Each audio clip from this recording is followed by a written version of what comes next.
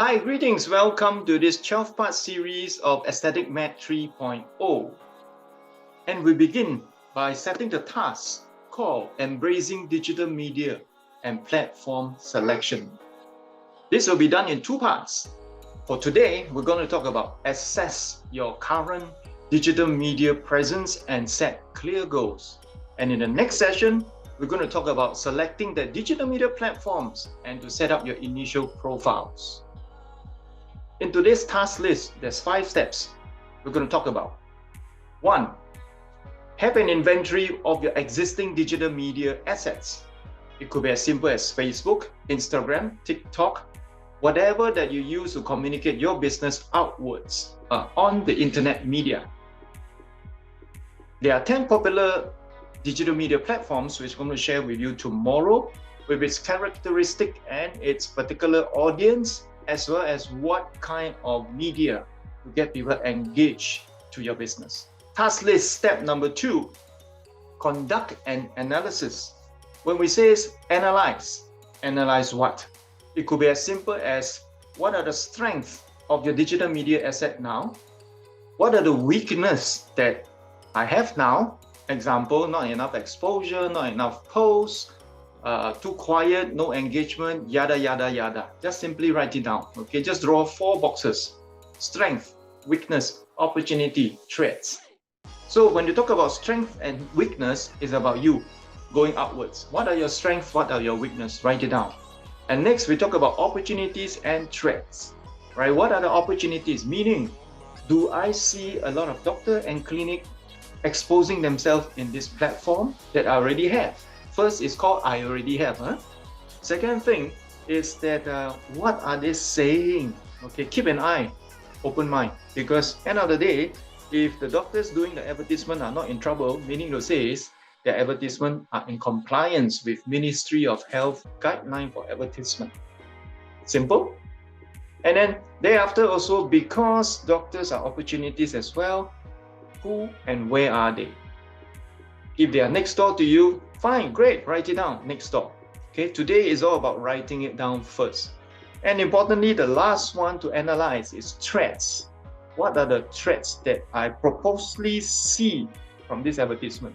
Example, if I have a pico laser about 1 kilometer down the line, another doctor has a pico laser, is there a threat? Yeah, I surely will have less business when I throw the same advertisement out to the same audience. So that is considered a threat. In other words, threats, let's change it to competition.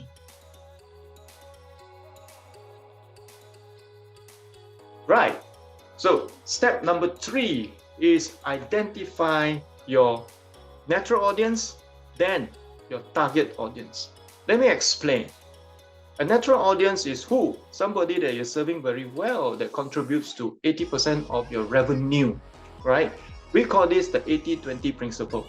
Look at the top 20% high-paying customers. Identify them, who are they, what kind of treatment are they taking, and that particular revenue is important to you because these 20% of patients are contributing to 80% of your income stream revenue.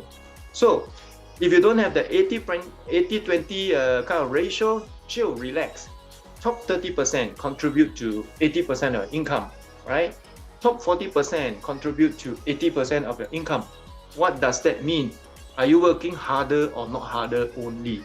So you have 20% of the people that gives you 80% of your income. Fantastic. We call this ideal as an ops manager. We say, hey, doctor, very well, no? That's what we want. But if you don't have it, then top 30%, top 40%, as long as the total number contributes to 80% of your revenue. Part 1, natural audience. Why is it important in your business today? Because first, when I say I am able to have a natural audience that contributes 80% of my income, you know what, doctor? I just work 4 hours harder. I will hit 100% of my target already. Fair enough? Agree? Disagree? Drop me a DM and say I talk like shit, okay? But nevertheless, we do this logically. 1. And natural audience meaning it says there's something that you, the doctor, does muscle memory. It is important in an operation to have a doctor that is easily doing treatment that he or she is so bloody good at.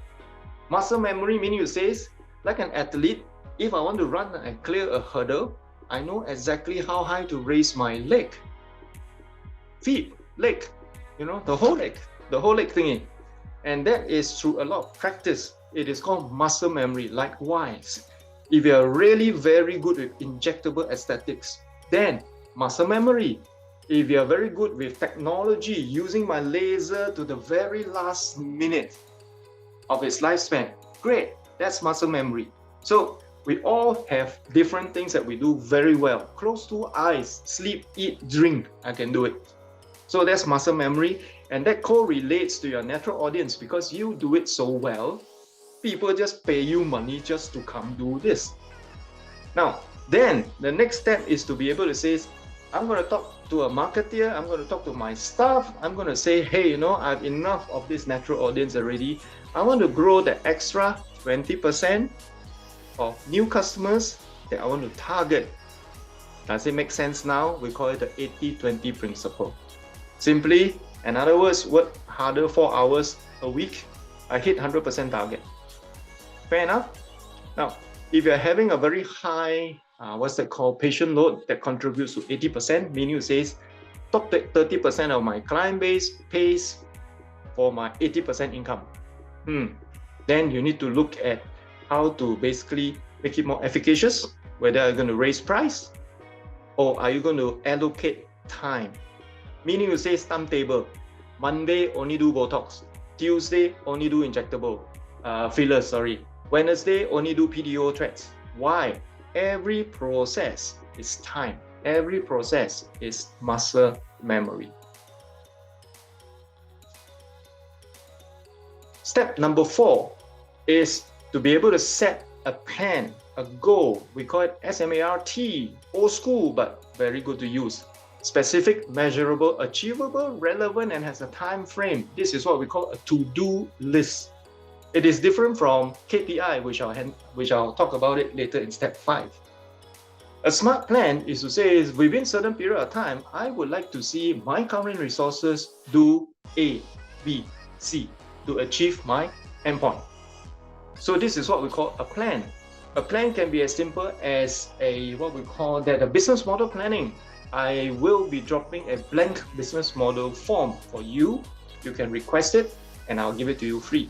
So that one is called business model. What is called business model? Again, let me elaborate just for 30 seconds. 1, when I want a new income stream, I set it as a business model because inside there, I'll be able to set clear resources, when happened, what happened, and how happened. Right? So that form is very useful. Request it in the link below. And step number 5 today, the task list. Develop KPI. Remember in my teaser, I talked about KPIs, key performance indicator, old school, where during my operation time, the doctor will squeeze it down my throat and says, hey, I want to see this happen. I want to see this patient load. I want to see this treatment get popular. I want to see this location's office people swamping to my clinic to do this thing. And it's measured by cases, right? Today, there's 2 KPIs because we're engaging new talents, right? New talents. And we call this KPI, another word is called keep people interested. Now, driving for results. It is very optimal and very, positive that if an ops manager or your key marketing person, director or so, is to drive you and say, you know what, doctor, I can achieve this. Guess what? If the people are not interested, your main resources are not interested, then how are you going to achieve the result? So we have 2 KPIs here. One is physical, milestones, X number of days and what. And why is it important to you, the doctor? When do I allocate resources? For doctors that like to micromanage, this is magic. It's like playing RPG game, right? When you build up a game, every different part grow and then you appreciate it if you are micromanaging. People like me groom for performance. Meaning it says, at a certain week, I will have these resources to be able to level up, right? As a business coach, we call this scaling up. So therefore, KPIs is important to help me reach my goals with the resources allocated. Now, keep people interested on the other hand. Just now I said the magic word, I groom for resources.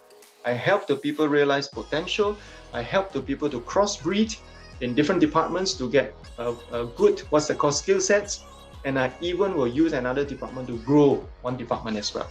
So there's 2 KPIs we talk here. One is literally performance-related numbers. The other is to be able to help groom performance by grooming the people you work with. So today we share part 1 of embracing digital media and platform selection. In the next video, we're going to talk about how to select digital media platforms and set up your initial profiles. Now, bear in mind, with every good succession video, I actually build up from zero. So this is all about setting it up. If you already set it up already, some of the tasks may not be applicable to you. But nevertheless, keep watching. I will see you in part 2. Thank you for watching. My name is ST.